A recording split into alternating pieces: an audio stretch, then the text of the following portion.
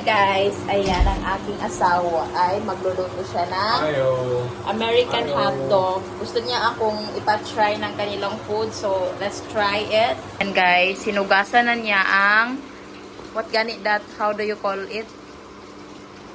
Red pepper. Red pepper na hindi ko pa na-try. Red bell pepper. Red bell pepper. Red bell pepper. Nang galing-galing naman itong bukay to na to.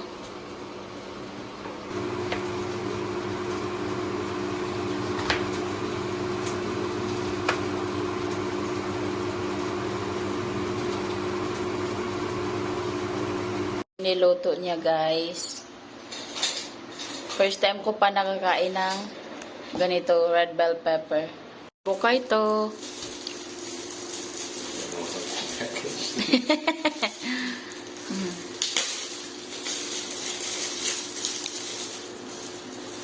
Very simple meal lang talaga ito, guys. Oh, these are thick. Thick? Thick. You slice it. Knife.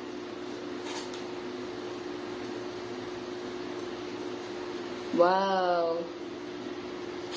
It's knife. There's a knife there. Guys, magluluto. We don't have this problem in America. So, what is the problem here in the You have Philippines? to slice your hot dog buns.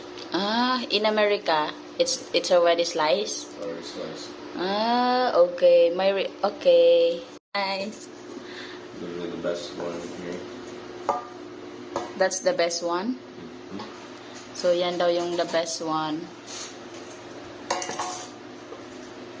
Uy, may tummy in the center of the bread. Hot dog in the center.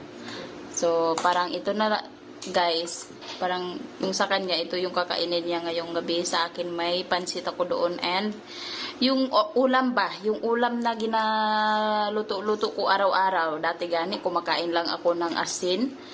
I eat even the viand is only salt and water.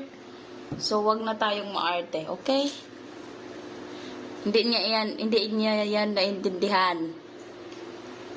Wow, wow.